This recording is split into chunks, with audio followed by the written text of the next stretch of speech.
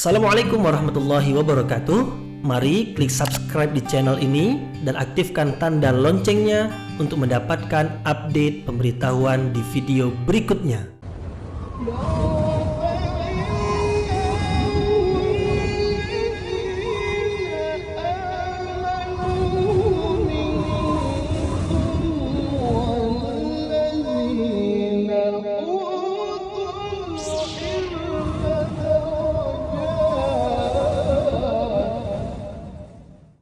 A'udzu billahi minasyaitonir rajim. Bismillahirrahmanirrahim.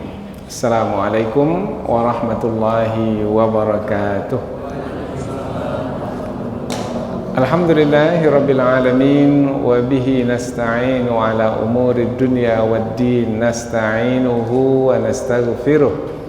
Wa na'udzu billahi min syururi anfusina wa min sayyiati a'malina. فمن يهد الله فلا مضل له ومن يضلل فلا هادي له أشهد أن لا إله إلا الله وحده لا شريك له وأشهد أن محمدا عبده ورسوله لا نبي بعده أما بعد. Puji syukur kehadirat Allah Subhanahu wa taala yang masih melimpahkan rahmat dan nikmat-Nya. Kita bersyukur dengan mengucapkan alhamdulillahirabbil alamin. Kemudian tidak lupa pula bersalawat kepada Rasulullah dengan mengucapkan Allahumma salli ala Sayyidina Muhammad wa ala ali Sayyidina Muhammad, dan bersalam kepada Rasulullah dengan ucapan Assalamu alayka ya Rasulullah. Alhamdulillah kita dapat kembali meneruskan pengajian tafsir ayat-ayat suci Al-Quran yang insyaAllah kita akan teruskan kepada ayat yang ke-8, 9, 10 dan 11 dari surah Al-Mu'minun. 4 ayat yang sebenarnya adalah lanjutan atau sambungan dari 7 ayat sebelumnya yang menerangkan tentang sebab-sebab yang apabila dilakukan oleh orang-orang beriman akan melayakkan mereka untuk masuk syurga, atau sifat-sifat yang apabila dimiliki oleh orang-orang beriman maka akan melayakkan mereka untuk masuk syurga, dan bukan syurga yang biasa tetapi syurga yang paling tinggi, yaitu yang disebut sebagai syurga Firdaus. Mereka akan kekal di dalam syurga tersebut selama-lamanya, dan merekalah yang akan mewarisi syurga tersebut disebabkan karena amal-amal saleh yang mereka lakukan ketika di dunia. Innal ladzina amanu wa amilus salihat, seperti yang disebutkan dalam surah Al-Kahfi, sesungguhnya orang-orang yang beriman dan beramal saleh kanat lahum jannatul firdausi nuzula, sesungguhnya bagi mereka lah syurga Firdaus sebagai tempat kediaman. 11 ayat, yaitu 10 ditambah 1, 11 ayat, 10, kemudian yang ke-11 nya itu adalah sebagai sambungan dari ayat yang ke-10, sehingga disebut juga 10 ayat yang pertama dari surah Al-Mu'minun. Apabila dibaca, kemudian difahami kandungan maknanya, kemudian diamalkan nilai yang ada di dalamnya, maka insyaallah dakhalal jannah, niscaya akan masuk syurga. Nah, di dalam ayat-ayat yang kita pelajari mulai dari awal surah Al-Mu'minun hingga ke ayat yang ke-11 nanti, isinya adalah amal-amal saleh yang disebutkan dengan terperinci, yaitu khusyuk di dalam salat, kemudian menghindarkan diri dari perbuatan yang tidak bermanfaat, kemudian mengeluarkan zakat, kemudian menjaga kemaluan, kehormatan, kemudian memelihara amanah dan janji, kemudian menjaga solat, yaitu solat di waktunya atau solat di awal waktu. Nah, ini adalah perincian dari amal-amal saleh yang melayakkan seseorang untuk masuk syurga Firdaus. Alangkah beruntungnya orang-orang beriman apabila dapat masuk ke syurga yang paling tinggi itu. Inilah yang disebut di pangkal ayat, qad aflahal mu'minun. Sungguh beruntunglah orang-orang yang beriman. Siapa? Orang-orang yang membuktikan keimanan mereka dengan amal soleh. Karena beriman tidak cukup dengan pengakuan di mulut, tidak cukup dengan ketetapan di dalam hati, tetapi mesti dibuktikan dengan amal-amal perbuatan. Jadi pembahasan kita di 11 ayat yang pertama dari surah Al-Mu'minun adalah menerangkan tentang amal-amal soleh yang kita jadikan sebagai bekal untuk mendapatkan balasan yang terbaik nanti di hari akhirat. Kehidupan yang sebenarnya kehidupan bukanlah kehidupan yang sedang kita jalani di dunia ini, tidak. Kehidupan yang sebenarnya kehidupan adalah kehidupan yang akan kita jalani di akhirat nanti. Inna daral akhirah, sesungguhnya kampung akhirat, lahiyal hayawan, itulah dia kehidupan yang sebenarnya kehidupan. Lau kanu ya'lamun, kalaulah mereka mengetahui. Jadi kalaulah manusia memiliki pengetahuan, maka pasti bersiap sedia untuk kehidupan yang sejati. Sekarang kehidupan yang sekarang ini tidak sejati. Kehidupan sekarang ini sifatnya sementara dan memperdaya. Banyak orang menyangka bahwasanya ia apabila telah mendapatkan kesenangan, itu adalah kesenangan yang sejati. Tidak. Nah, rupanya di saat ia mendapatkan apa yang dia inginkan, rupanya dia tidak mendapatkan kepuasan karena sifatnya tidak sempurna. Yang sempurna adalah ketika nanti dimasukkan ke dalam surga, karena kenikmatan di dalam surga itu adalah kenikmatan yang tidak ada tolok bandingnya, tidak ada taranya. Mala ainun ra'at, kesenangan di dalam surga itu adalah kesenangan yang tak pernah kesenangan itu dilihat oleh manusia ketika di dunia dengan mata kepalanya. Wala udhunun sami'at, dan tak pula mendengar. Ada orang cerita tentang kesenangan dunia di mana umpamanya, bentuknya apa umpamanya, kemudian kita mendengarkannya. Tidak seperti itu kesenangan di dalam surga. Wala khatara ala qalbil bashar, dan tidak pula pernah tergetar di hati manusia seperti apa kesenangan surga itu. Berarti kehidupan yang sejati, yang sempurna sifatnya dan abadi selama-lamanya adalah kehidupan di akhirat nanti. Kita masih di dunia pada hari ini, tetapi kita sudah membahaskan tentang kehidupan akhirat. Tujuannya supaya kita bersiap sedia dan supaya kita tetap ingat, supaya tidak lalai. Karena berapa banyak orang yang lalai sehingga sibuk dan terhanyut oleh kehidupan dunia ini. Kemudian ketika kematian tiba, barulah mereka terkejut. Kemudian ketika itu barulah menyesal, minta dikembalikan ke dunia, meskipun hanya sesaat, tetapi tidak akan mungkin lagi kembali ke dunia. Hatta idza jaa ahadahumul maut, sehingga apabila kematian datang kepada salah seorang mereka yang lalai itu, qala, ia berkata, Rabbirji'un, ya Allah, kembalikanlah aku ke dunia. La'alli a'malu salihan fima tarakt, aku akan beramal saleh yang dahulu aku tinggalkan. Kalau selepas kematian baru menyesal, itu adalah penyesalan yang terlambat, penyesalan kemudian tak ada gunanya. Tapi penyesalan itu selalu datangnya kemudian. Jarang yang penyesalan itu datangnya di awal. Sebenarnya kalau penyesalan itu datangnya di awal bermanfaat.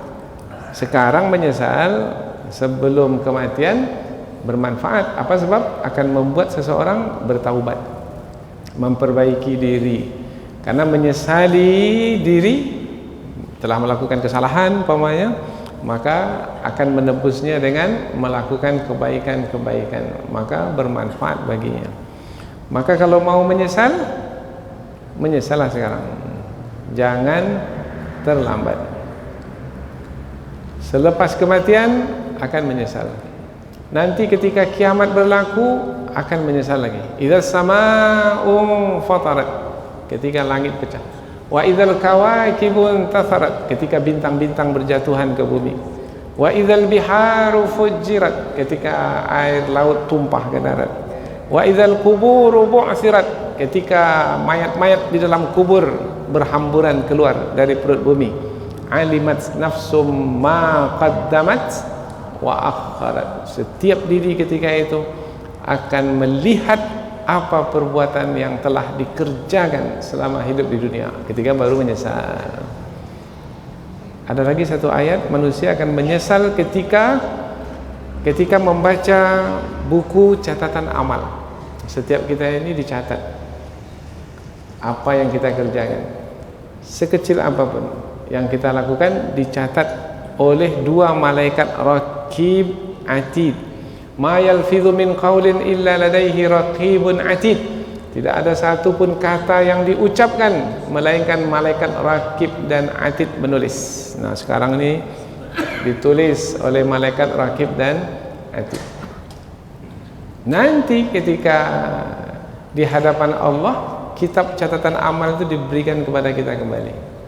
Kemudian diperintahkan masing-masing kita untuk membacanya.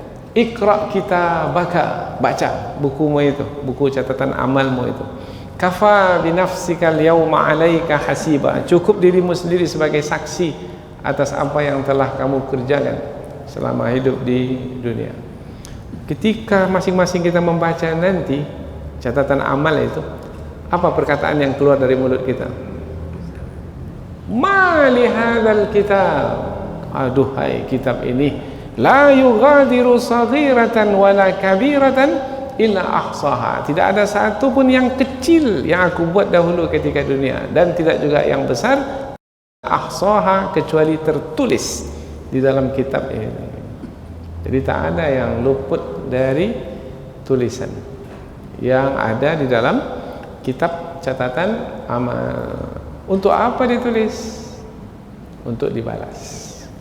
Maka semua pasti akan dibalas, sekecil apapun perbuatan akan dibalas. Faman ya'mal mithqala dzarratin khairan yara wa man ya'mal mithqala dzarratin syarran yara. Siapa yang melakukan kebaikan sekecil apapun pasti akan dibalas. Barang siapa yang melakukan keburukan sekecil apapun pasti akan dibalas. Maka kehidupan yang sebenarnya kehidupan adalah kehidupan pembalasan, kehidupan ketika nanti menerima pembalasan. Itulah dia kehidupan yang sejati. Maka sekarang kita mengaji ini tentang yang berkaitan dengan akhirat, supaya kita berbekal untuk akhirat. Kita menjadi lebih berhati-hati, berwaspada, kemudian kita menjadi lebih ikhlas dan lebih bersungguh-sungguh di dalam beribadah. Baik, sebagaimana biasa kita akan membaca ayat terlebih dahulu. Tidaklah begitu panjang ayat yang akan kita pelajari ini, hanya 4 ayat saja, dan sebagai sambungan dari ayat sebelumnya. Kemudian nanti kita akan terjemahkan kata per kata, setelah itu barulah kita pindah ke tafsir ayat. Allah Subhanahu wa taala berfirman, a'udzubillahi minasyaitonir rajim, bismillahirrahmanirrahim. Walladzina hum li amanatihim wa ahdihim ra'un walladzina hum 'ala salawatihim yuhafizun ulaika humul warithun alladzina yarithunal firdausa hum fiha khalidun. Allah Subhanahu wa taala berfirman, walladzina, yaitu orang-orang yang, siapa orang-orang beriman yang beruntung itu? Yaitu orang-orang yang hum, mereka itu, li amanatihim, terhadap amanah-amanah yang dipikulkan kepada mereka, wa ahdihim, dan janji-janji mereka dengan orang lain, ra'un, mereka memeliharanya, yaitu orang-orang yang memelihara amanah-amanah yang dipikulkan kepada mereka, dan juga memelihara janji-janji yang mereka miliki.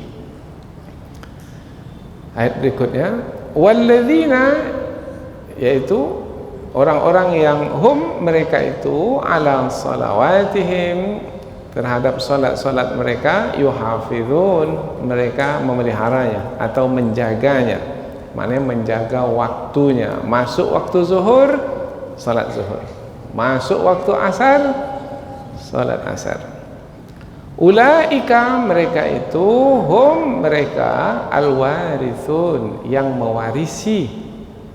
Mewarisi apa? Ayat berikutnya, alladzina, yaitu orang-orang yang yarithuna, mewarisi al-firdausa, surga firdaus, hum, mereka itu fiha, di dalam surga tersebut, khalidun, kekal di dalamnya. Jadi mereka selama-lamanya di dalam surga itu, yaitu orang-orang yang mewarisi surga firdaus, yang mana mereka kekal di dalamnya selama-lamanya. Inilah dia 4 ayat yang akan kita pelajari, yaitu sambungan dari ayat-ayat sebelumnya yang menerangkan tentang sifat-sifat orang-orang beriman, yang dengan sifat-sifat tersebut, sifat-sifat mulia, melayakkan mereka untuk mendapatkan keberuntungan, yang keberuntungan tersebut adalah, ini disebutkan dalam ayat yang akan kita pelajari sekarang ini, belum lagi disebutkan sebelumnya. Sebelumnya hanya disebutkan orang-orang beriman itu adalah orang-orang yang beruntung. Nah, keberuntungannya berupa apa? Keberuntungannya adalah berupa dimasukkan ke dalam surga, dan bukan surga yang biasa, tetapi surga yang istimewa, surga yang paling tinggi. Surga itu berapa banyak? Banyak. Surga itu bertingkat-tingkat. Berapa tingkatan surga itu? Dalam hadis riwayat Imam Al-Bukhari disebutkan, innal jannata mi'ata darajah. Sesungguhnya surga itu ada 100 derajat. Derajat itu tingkatan ke atas. Nah, untuk surga tingkatannya ke atas. Kalau untuk neraka tingkatannya ke bawah. Maka dalam bahasa Arab disebut darokat. Kalau untuk surga darajat, pakai jim, darajat. Kalau untuk tingkatan ke bawah darokat. Nah, yang pada tingkatan paling bawah itu adalah orang-orang munafik. Innal munafikina, sesungguhnya orang-orang munafik itu fiddarkil asfali minan nar, di lapisan yang paling bawah. Nah, kalau lapisan paling bawah itu, kalau ada pembakaran dari bawah, lapisan paling bawah itu apa namanya? Kerak. Nah, nasi kalau dimasak, api dari bawahnya, maka yang paling bawah itu kerak. Nah, kalau lama-lama dimasak nasi itu, yang di bawah itu gosong, hitam. Nah, seperti itulah nanti nasib orang-orang munafik di lapisan paling bawah api neraka. Tapi apakah setelah hangus itu dia tetap hangus begitu? Tidak, kembali lagi baik, kemudian hangus lagi. Setiap kali hangus kulit mereka, kullama nadijat juluduhum baddalnahum juludan ghairaha, kami ganti lagi dengan kulit yang lain. Sampai kapan? Selama-lamanya. Siapa itu? Orang-orang munafik. Orang yang bertentangan sifatnya dengan orang-orang yang beriman. Apabila orang-orang beriman itu sifatnya menjaga amanah, orang munafik itu sifatnya berkhianat, tidak menjalankan amanah. Ada 3 tanda orang munafik. Apa yang 3 itu? Ayatul munafiki thalathun, 3 tanda orang munafik. Idza haddatsa kadzaba, kalau bercakap bohong. Wa idza wa'ada akhlafa, kalau berjanji ingkar. Wa idza tumina khana, apabila diberi amanah khianat. Amanah itu apa? Nanti kita bahas insyaallah sebentar lagi. Jadi ayat-ayat yang kita pelajari ini adalah ayat-ayat yang menerangkan tentang sifat-sifat penghuni surga Firdaus, atau sebab-sebab yang apabila dilakukan oleh orang-orang beriman melayakkan mereka untuk dimasukkan ke surga Firdaus. Sebelum kita bahas ayat yang akan kita pelajari ini, jangan fahami, ini sebagai peringatan, jangan fahami bahwasanya apabila kita melakukan perbuatan yang baik, amal soleh, kemudian amal soleh itu yang memasukkan kita ke dalam surga. Tidak. Ini sebagai peringatan. Yang memasukkan kita ke dalam surga itu apa? Rahmat dan ampunan Allah. Jadi jangan dikatakan solat kita yang buat kita masuk surga. Tidak. Puasa kita, amal-amal soleh, infak sedekah kita yang masukkan kita dalam surga. Tidak. Tidaklah seseorang itu dimasukkan ke dalam surga disebabkan karena amal-amal mereka. Illa ayyataghammadani Allahu bimaghfiratihi wa rahmatihi.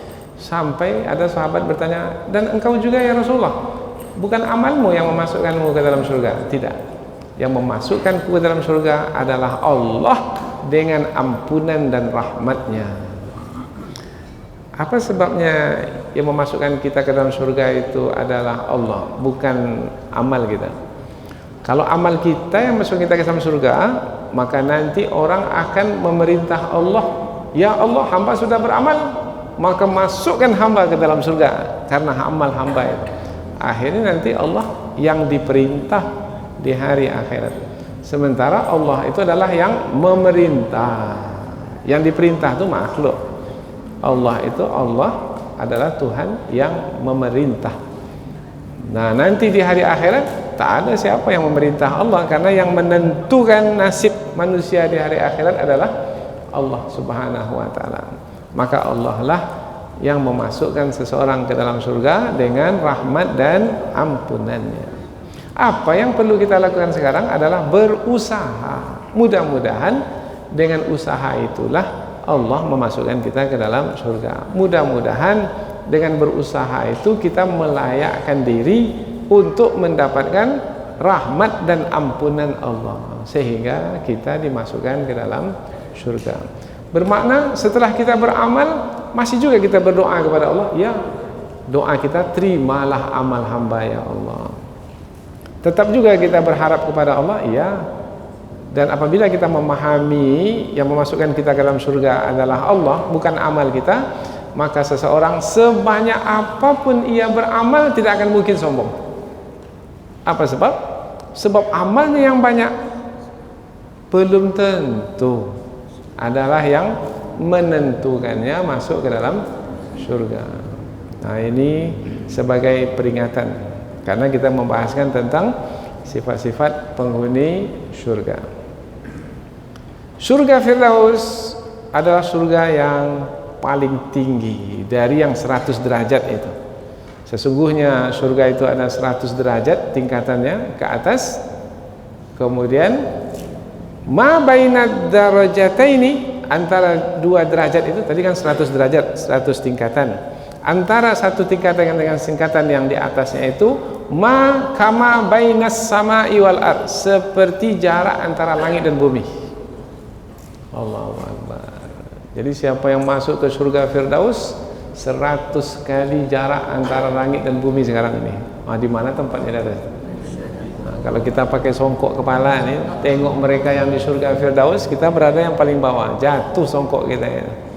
Karena tinggi sekali. Untuk siapa itu surga Firdaus itu? Untuk orang-orang beriman yang sifat-sifatnya disebutkan di awal surah Al-Mu'minun ini. Kira-kira kita masuk tak ya? Maka lihatlah, kita khusyuk tidak dalam salat kita? Kita menghindarkan diri dari perbuatan yang sia-sia tidak? Kita mengeluarkan zakat atau tidak? Kita menjaga kemaluan atau tidak? Kita menjaga amanah dan janji atau tidak? Kita, apa satu lagi tadi? Menjaga waktu salat atau tidak? Saya jaga waktu salat, Ustaz. Belum masuk lagi salat zuhur, saya sudah ada di masjid ini. Bermakna dia menunggu salat. Karena ada juga orang yang salat menunggunya. Ada lama ini waktu salat berlalu, tapi belum juga salat. Tinggal 5 menit mau berakhir salat zuhur, baru salat zuhur. Jamak dengan asar sekali. Meskipun di waktu yang berbeda. Orang yang bisa dikategorikan lalai dari sholat. Maka dalam hadis Rasulullah ditanya oleh para sahabat, ayyul a'mali ahabbu ilallah, ya Rasulullah, mana dia amal yang paling disukai oleh Allah Subhanahu wa taala? Rasulullah menjawab, as-salatu ala waqtiha, salat pada waktunya. Di riwayat yang lain, as-salatu fi awwali waqtiha, salat di awal waktu. Mungkin dalam keadaan biasa mungkin ringan, tapi kalau dalam perjalanan berat, sudah masuk waktu salat. Bagaimana? Lanjutkan perjalanan atau singgah cari masjid? Nanti aja lah, sampai nanti ke tujuan barulah kita salat. Sampai tujuan letih, penat,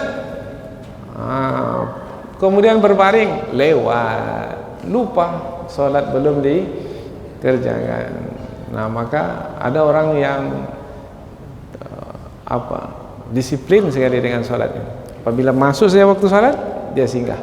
Dan sekarang ini alhamdulillah di sepanjang jalan nih, dari Riau menuju Sumatera Barat lah contohnya, jarak-jarak dekat masjid, dan masjidnya pula bagus-bagus, nyaman-nyaman kita beribadah dalamnya. Tinggal lagi sekarang kitanya mau singgah atau tidak, mau sholat atau tidak. Apalagi amalan yang disukai oleh Allah, birrul walidain, berbakti kepada kedua orang tua. Apalagi amalan yang disukai oleh Allah, al-jihadu fi sabilillah, berjihad di jalan Allah. Maka dalam hadis Rasulullah disebutkan surga Firdaus itu disediakan untuk siapa? A'addallahu, Allah menyiapkan surga Firdaus itu adalah lil mujahidina fi sabilillah, untuk orang yang berjihad di jalan Allah. Jadi bukan sembarangan orang itu. Untuk surga Firdaus itu untuk orang yang berjuang di jalan Allah. Kita ini termasuk berjuang di jalan Allah. Ya, insya Allah. Menuntut ilmu ini termasuk berjuang di jalan Allah. Berjuang itu berusaha lebih. Apalagi setiap malam. Ini kalau tak ada usaha lebih tak sampai ke sini. Ba'da Isya. Biasanya pengajian ba'da maghrib. Sekarang ini ba'da Isya. Ini waktu-waktu berat menuntut ilmu. Biasanya cepat mengangguknya pada masa-masa ini, cepat mengangguk ngantuk, bukan mengangguk faham. Allah faham. Nah, siapa yang berhasil? Yang berjihad, yang bersungguh-sungguh. Alhamdulillah, dapat kita berjuang menuntut ilmu fisabilillah. Mudah-mudahan balasannya surga Firdaus yang tingginya berarti 100 kali jarak antara langit dan bumi kita sekarang ini. Yang dalam hadis Rasulullah disebutkan urahu fauqahu arsyur rahman, di malam Isra dan Mi'raj diperlihatkan oleh Allah surga Firdaus itu, tepat di atas surga Firdaus itu, di atas surga Firdaus itu arasy Allah. Allah bersemayam di atas arasy. Jadi di atasnya lagi itu adalah arasy. Itu tingginya surga Firdaus. Saya tak masuk surga Firdaus tak apalah Ustaz, yang penting masuk surga. Ada juga yang seperti itu. Nah, orang yang seperti ini tidak menepati sunnah Rasulullah. Karena Rasulullah ada bersabda, fa idza sa'altumullaha fas'aluhul firdaus. Kalau kamu meminta kepada Allah, maka mintalah surga Firdaus. Meskipun nanti pada akhirnya tak dapat surga Firdaus itu. Tapi ketika meminta, maka mintalah surga Firdaus. Fa innahu awsatul jannah. Sesungguhnya surga Firdaus itu adalah di tengah-tengah surga. Jadi surga itu luas sekali. Kemudian arsy Allah di atas, tinggi. Nah, di tengah-tengahnya itu adalah surga Firdaus wa a'lal jannah. Jadi di tengah dan di atas. Berarti surga itu seperti apa itu? Kalau kita lihat ada bangunan kan, umpamanya bangunan 7 tingkat. Tingkat bawah umpamanya 7, tingkat kedua 6, tingkat ketiga yang di atas. Nah, nanti sampai tingkat paling tinggi 1 di tengah-tengah, yang paling tinggi surga Firdaus. Kalau mintalah surga Firdaus, karena dia adalah surga yang paling tinggi, dan di tengah-tengah surga tafajjaru minhu anharul jannah. yaitu sungai-sungai yang ada dalam surga itu asalnya adalah dari surga Firdaus. Jadi dari surga Firdaus itulah mengalir sungai-sungai ke surga-surga yang lain.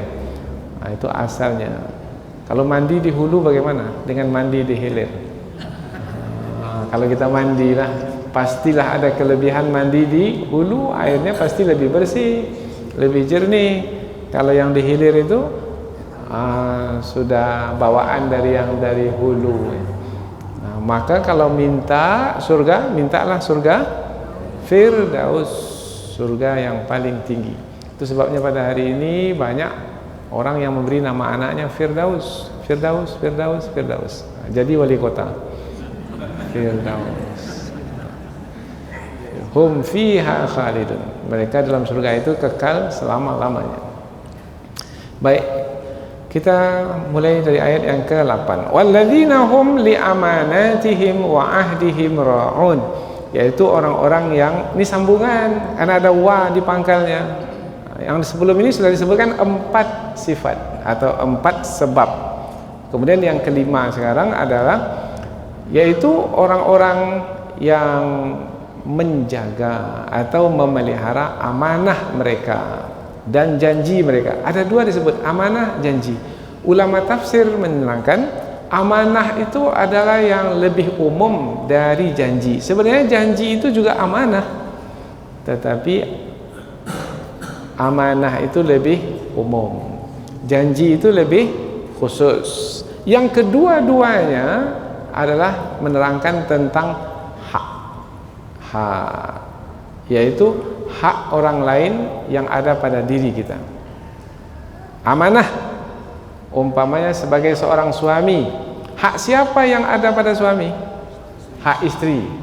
Maka suami itu memikul amanah, yaitu istri, memberikan hak istri kepada istri, menjaga istri, memelihara istri, melindungi istri, mencukupkan semua keperluan istri. Itu adalah amanah yang Allah pikulkan kepada suami.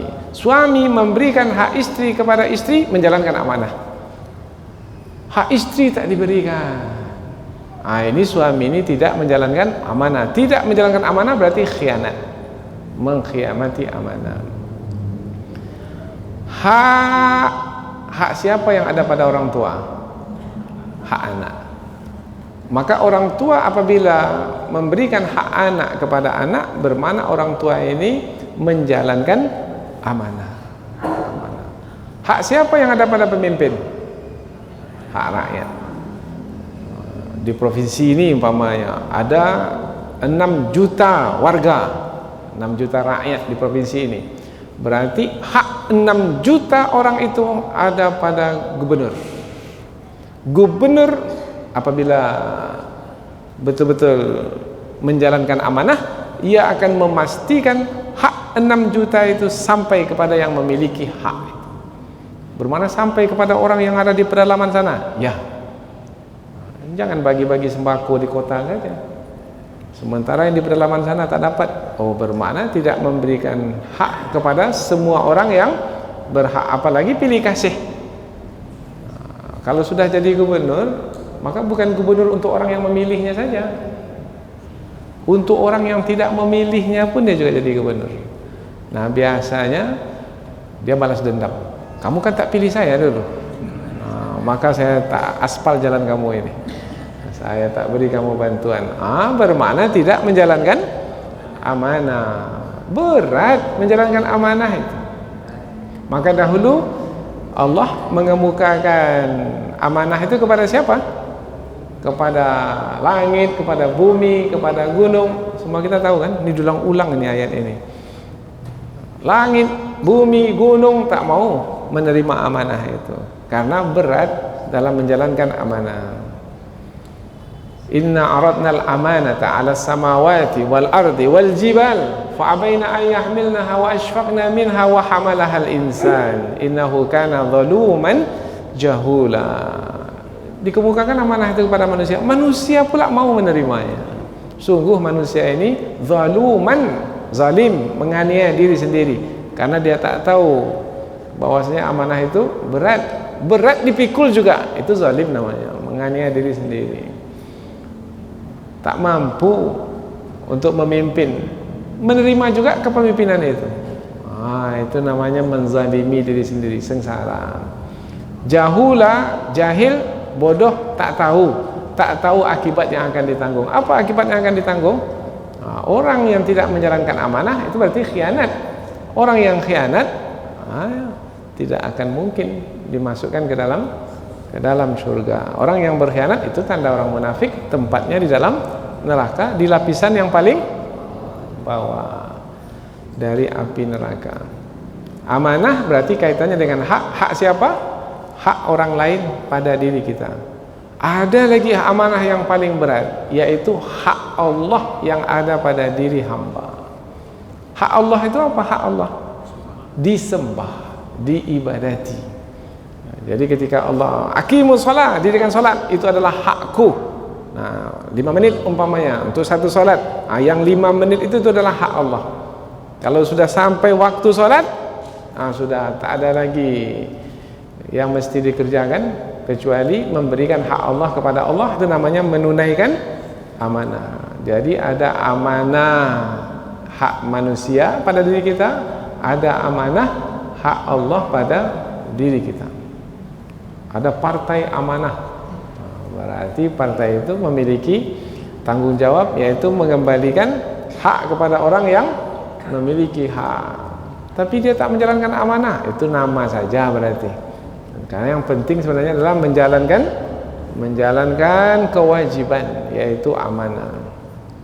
Kalau sebagai guru, hak siapa yang ada pada guru? Hak murid. Kalau penjual, hak siapa yang ada pada penjual? Hak pembeli. Kalau pembeli sudah mengambil barang, kemudian mesti membayar. Hak siapa itu bayaran itu? Hak penjual. Umum. Kemudian khusus wa ahdihim ra'un. Ahdihim janji. Janji itu adalah mengikat perbuatan, mengikatnya dengan waktu atau dengan tempat.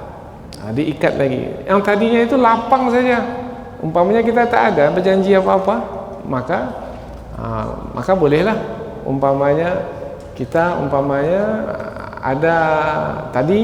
ada hak orang. Hak siapa? Hak istri pada suami. Hak istri pada suami umpamanya membawa istri ini pergi umrah umpamanya. Tapi sekarang dia berjanji, yaitu membuat pembatasan dengan mengatakan, wahai istriku, bulan hadapan kita pergi umrah. Janji bang ya? Janji. Berarti ada pembatasan. Jadi tidak lagi boleh, yang tadinya boleh sepanjang tahun, kapan sajalah, tapi dengan ada janji, mesti menepati. Bulan depan. Kalau lewat 1 bulan, sudah ingkar janji. Berarti janji lebih khusus.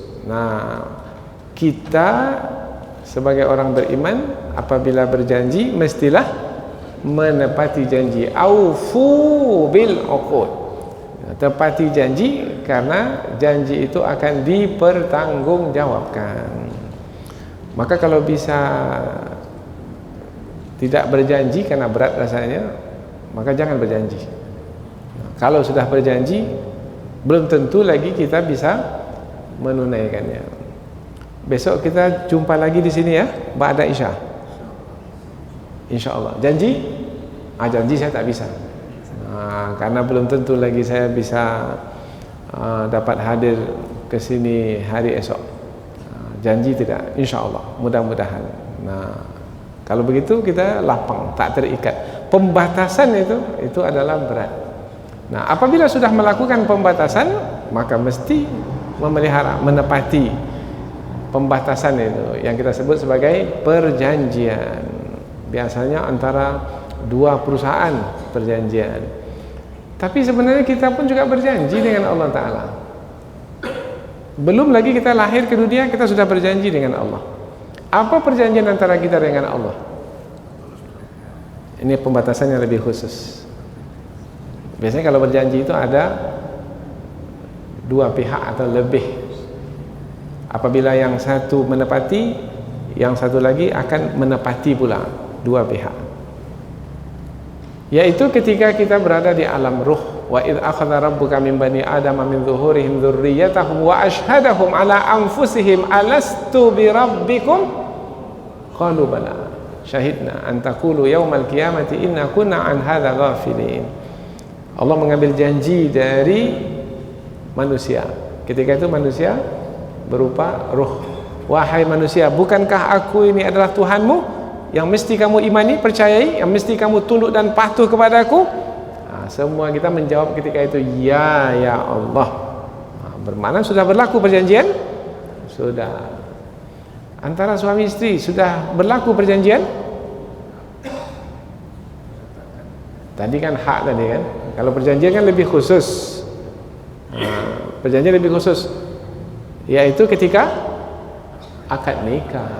Akad nikah itu adalah perjanjian antara suami istri.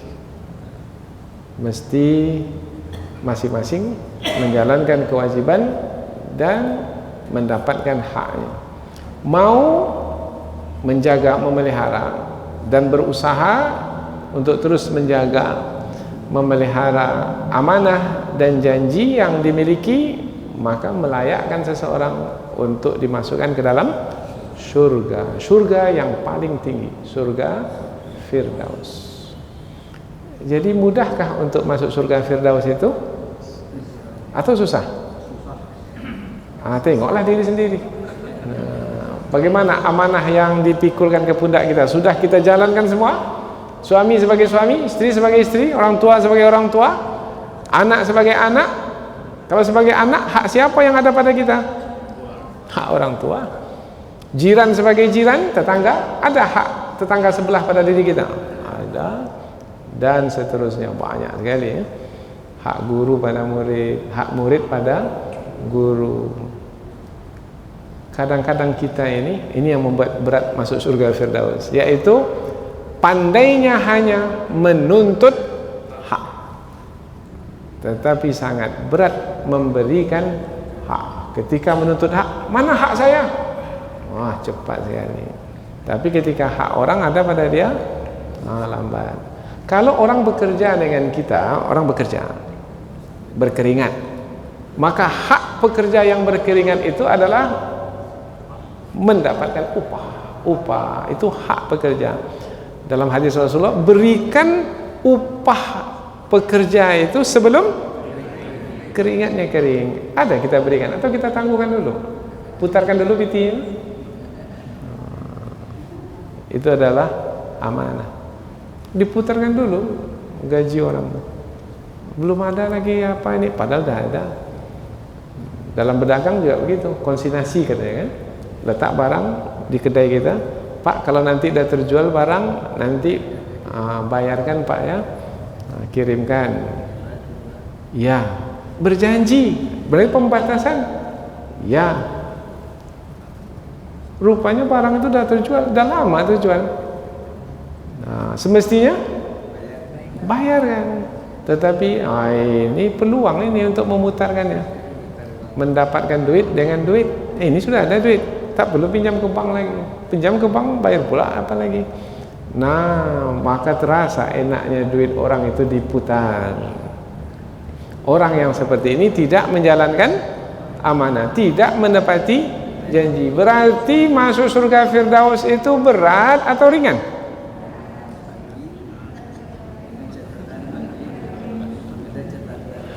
Oh, berat. Patutlah surga Firdaus imbalan bagi orang yang berhasil menjalankan amanah dan menepati janji. Walladzina hum ala salawatihim yuhafizun, yaitu orang-orang yang menjaga, memelihara salat mereka. Dalam tafsiran, menjaga salat di sini menjaga waktu salat. Waktu salat itu ada sudah ditentukan. Inna salata kanat 'alal mu'minina kitaban mauquta. Sesungguhnya waktu-waktu salat itu sudah ditentukan. Setiap masjid sekarang hampir rata-rata ada menerangkan waktu salat. Subuh, besok subuh pukul berapa? Kan tak ingat kan? Zuhur pukul berapa? Asar? Sekarang sudah mudah sekarang ini. Tulis saja jadwal sholat Pekanbaru. Keluar hari ini. Di Google itu ada, di internet ada sepanjang hari terpampang di masjid waktu sholat. Ada lagi hitung mundur 3 jam lagi, 2 jam lagi. Nanti sebelum waktu sholat ada pula alarmnya, pertandanya. Ada pula handphone kita itu berbunyi azan. Langsung azan. Tapi sayangnya Allahu Akbar, langsung dimatikannya. Mestinya biarkan sajalah dengar azan itu, kemudian siap sedia untuk pergi ke masjid menunaikan salat laki-laki di masjid. Kalau di rumah ya di masjid, untuk salat fardu di masjid berjamaah. Walladzina hum ala salawatihim yuhafizun. Makna memelihara salat bukan hanya waktu salat yang dijaga, tetapi juga syarat-syarat, rukun-rukun, sunnah salat, yaitu di awal waktu disunatkan, berjamaah disunatkan, di saf pertama disunatkan, kemudian mencukupkan syarat-syarat dan rukun-rukunnya, itu adalah menjaga salat. Sebelum ini di awal disebutkan tentang salat juga. Orang-orang yang khusyuk di dalam salatnya. Apa bedanya dengan yang sekarang ini? Di ayat yang kedua, orang-orang yang khusyuk dalam salat mereka. Di ayat yang ke-9, orang-orang yang menjaga salatnya. Bedanya adalah khusyuk itu berkaitan dengan hati. Kemudian menjaga salat itu kaitan dengan perbuatan dan waktu. Karena perbuatan itu tidak bisa dipisahkan dengan waktu, dan perbuatan juga tidak bisa dipisahkan dengan tempat. Menjaga salat di awal waktu, di waktunya di awal waktu. Menjaga salat di mana tempatnya? Di masjid. Di masjidnya di mana? Di shaf paling depan. Kalau bisa paling depan sekali, jadi imam. Yang tak ada lagi orang lain di situ, kita sendiri aja di situ. Itu kalau bisa lah. Tapi tak bisa sembarang orang jadi imam. Imam itu satu pula, tak ada duanya itu. Kapan kita bisa jadi imam? Kalau bacaan kita adalah yang terbaik dari jemaah yang ada itu. Aqra'uhum qira'atan, yang paling baik bacaan. Itulah orang yang menjaga salat, menjaga waktunya, syarat rukunnya, sampai ke tempat salatnya. Orang-orang yang menjaga salat mereka. Jadi sudah berapa disebutkan itu? Sudah 6 ya. Sifat-sifat orang beriman. Apabila 6 itu ada pada mereka, maka ulaika, mereka itu humul warithun, yang mewarisi. Alladzina yarithuna al-firdausa hum fiha khalidun, yang mewarisi surga Firdaus yang mereka kekal di dalamnya. Mewarisi. Biasanya kapan kita menggunakan kata mewarisi ini? Meninggal orang tua, ayah umpamanya, maka ibu, istri mendapat warisan. Ibu ini mewarisi harta suaminya. Anak-anak ahli waris mewarisi harta orang tuanya. Mewarisi maknanya apa? Mendapatkan haknya. Mendapatkan hak. Mewarisi, mendapatkan haknya. Mewarisi surga Firdaus berarti mendapatkan haknya untuk mendapat surga Firdaus. Kalau disebut hak, apa padanan dari hak? Kapan kita baru dapat hak kita? Hak kita gaji, umpamanya. Kapan baru kita dapat? Kalau kita bekerja lebih dahulu. Bekerja itu kewajiban. Jadi munculnya hak itu apabila kita menjalankan kewajiban. Kapan kita dapat dimasukkan ke dalam surga dan kita akan mewarisi surga itu dan menjadi hak kita nanti? Kalau kita menjalankan kewajiban terlebih dahulu. Apa kewajiban yang mesti kita lakukan untuk mendapatkan surga Firdaus sehingga kita mewarisinya nanti? Kembali lagi lah dari awal surah Al-Mu'minun. Mungkinkah apa? Mungkinkah seseorang itu tiba-tiba dimasukkan saja ke dalam surga Firdaus? Mestilah ada kewajiban yang dijalankan. Apa kewajiban yang dijalankan? Kembali ke pangkal surah Al-Mu'minun. Alladzina yarithunal firdaus, mereka mewarisi surga Firdaus. Ketika surga Firdaus disebut, terbayang oleh kita apa yang disampaikan tadi, yaitu surga yang paling tinggi. Dan apa manfaatnya kita menyebut surga Firdaus itu sekarang? Untuk menghibur diri kita, untuk menguatkan semangat kita, untuk mengokohkan kekuatan kita, untuk meneguhkan kita sehingga istiqomah. Berat menjalankan amanah, tetapi bila surga Firdaus nanti yang akan kita masuki, menjadi ringan. Berat untuk khusyuk dalam salat, untuk berkonsentrasi dalam salat, untuk mengingat Allah dan mengabaikan yang lainnya. Itu berat. Allahu Akbar, Allahu Akbar kabira, walhamdulillahi katsira. Awal-awal bisa, tapi nanti sudah masuk rakaat kedua, rakaat ketiga, dah kemana ingatnya. Berat. Maka ketika kita menjalani kewajiban yang berat-berat itu sekarang, akan teringankan kalau kita membayangkan surga Firdaus yang akan dimasuki.